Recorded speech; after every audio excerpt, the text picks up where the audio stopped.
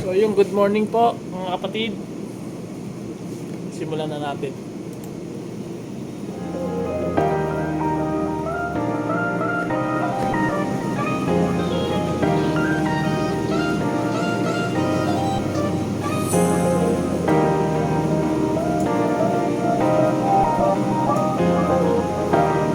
Ayan, nakadanas ba kayo na habang nagpo-format kayo, ganyan lang ang lumalabas. Ang lumalabas itong bootable flash drive nyo o kaya enclosure. Ayan, nawala yung ano niya, drive C niya. Ngayon, tuturo ko sa inyo kung paano natin palalabasin yun. So, escape muna tayo dito sa setup ng Windows.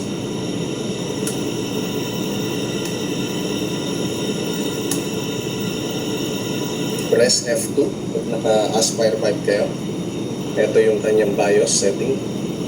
Set nyo rin yung password para ma-disable nyo yung secure boot. Pag magpo-format kayo, dapat naka-disable tong secure boot. Gagawa kayo ng password dyan. Yung madali lang tandaan. Secure boot disable. Kung sa akin, ginamit kong password 123 lang. O kaya mas mahaba doon ng konti. Basta yung napakadali lang para hindi nyo makalimutan. Yan. Yan, kung mapapansin nyo, nadedetect yung niya, yung SSD, pero hindi nyo siya ma-format at hindi nyo rin makita, hindi siya nag-a-appear dun sa Windows 10 setup. Kaya ito yung gagawin nyo. Punta kayo sa main, then press nyo yung Control S. Lalabas tong VMD controller. Bali, ang function itong VMD controller, pang-enhance daw yan ng boot up. I-google nyo na lang para kasi masyadong maraming ibang mga kahulugan. Tapos, ayun, pag naka-enable siya, parang minsan nakaka-epekto dun sa sa SSD natin. VMD controller. Kaya ako, ba't nilagay pa nila yan? Tapos kahit naman enable o disable mo yan, wala rin namang pinagkaiba. Control S. Hindi mo rin Control S.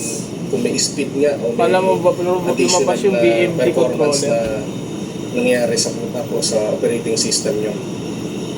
So, hindi lang itong mga Aspire yung nakakadanas ng ganito, pati yung Lenovo, IBM, nagkaroon ng ganitong problem. Okay, Lenovo, IBM. So, ayan, gagawin lang natin. Since na-press nyo na yung Control S, yan, kasi siya, naka-hide siya, invisible. Pag pinindot ulit natin yung Control S, ayun, okay, nakalabas na siya yan. VMD controller, i-disable natin yan. Yan. So mga kapatid, kaya ako pinapakita yan about technology kung paano mag-reformat. Ito po yung ginawa ko. Halos parehas. Ito po. Acer. Parehas po na nasa video. Ilang weeks ko na po ginagawa ito eh. Hindi ko makakita yung solusyon. Siguro dahil busy rin po ako sa work, trabaho, kaya hindi ko siya mapagtuunan. Pero ngayon nagkaroon ng oras kahit paano. Nahanap ko yung solution. The best solution. Nabilib nga ako eh. Kasi pala to? Berto DIY. Yan. Mas malaki yung subscriber niya sa akin. So magaling puro So game. Yan. Tapos, save changes. Yes. Ayan, F2 ulit tayo sa BIOS setting.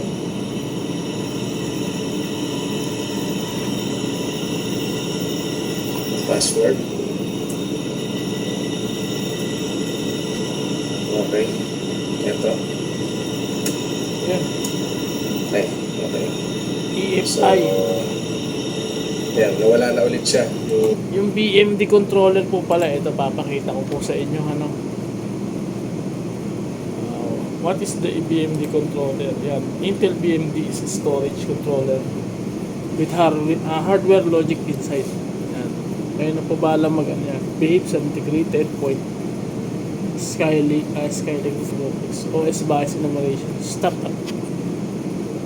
Yan po. Balik tayo kaya. Yung setting ng VMD.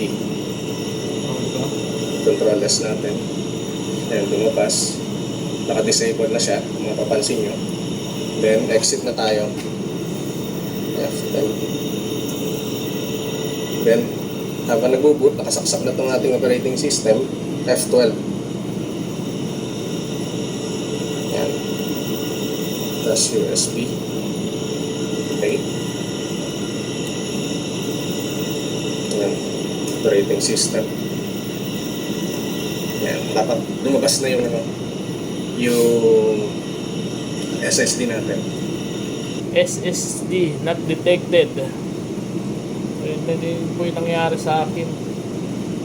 Kaya ko lang siya na reaction video kasi magaling. Ganda yung sana magustuhan nyo.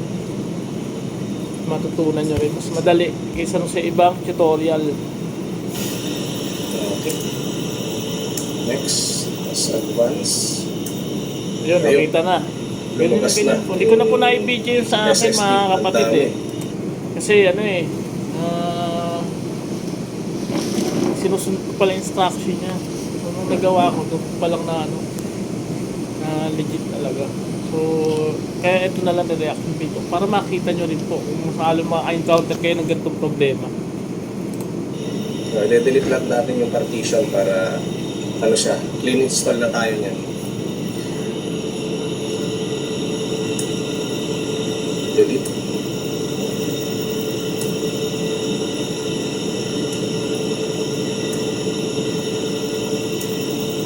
Hanggang sa lumabas, ito na lang isang drive na to.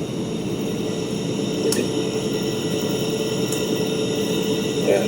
Itong dalawang partition na to, ito yung yung gamit kong pang-install.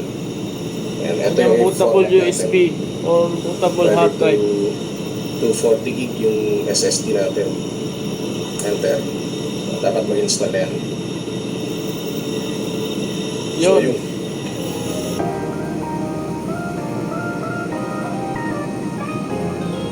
Sineset up niya na. Tulong to kasi iba pa napakaraming procedure, napakahirap ng procedure. Tulad nito, sundin mo na lang yung mas madaling procedure. So yun guys, ganun lang pagka halos lahat i-check nyo na, lahat ng tutorial i-search nyo na sa Google at YouTube, tapos hindi nyo pa rin makita-kita yung solution. Ganun na lang ang gawin nyo. Bali kaya ako lang na-discover yun una. Siyempre, pag-google din, saka dun sa specs nitong laptop na meron siyang feature ng yung VMD na medyo may pagkahasagdos minsan, lalo na pagka hindi ka pa masyadong marunong sa technical. Tama. Kaya ayun, ganun lang gagawin nyo para ma-set up nyo. Halos dumating pa nga sa point na halos magpabili ako ng nito ng SSD. Dahil akala ko nga nasira na yung SSD niya, natuluyan na kasi nakorap i-update kasi ito ng Windows 11 biglang na-corrupt yung file, tapos bigla na lang siya para nag-protect. Then yung hard drive hindi naman, yung SSD hindi mo protect. Yes, ganun na ganun din po nangyari sa akin, mga kapatid, no? Parehas na parehas.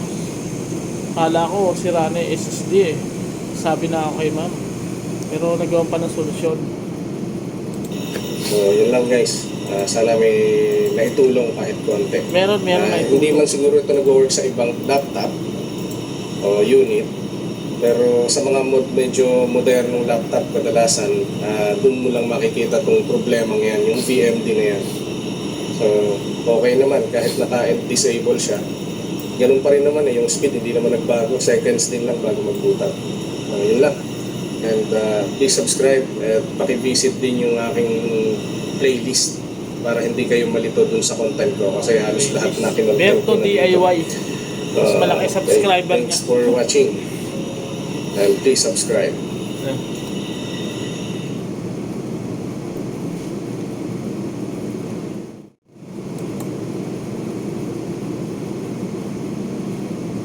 So yun lang po mga kapatid, no? Sana makatulong sa inyo. Salamat po at God bless po sa inyo lahat. Whenever I'm wrong, just tell me the song and I'll sing it. You'll be right and understood.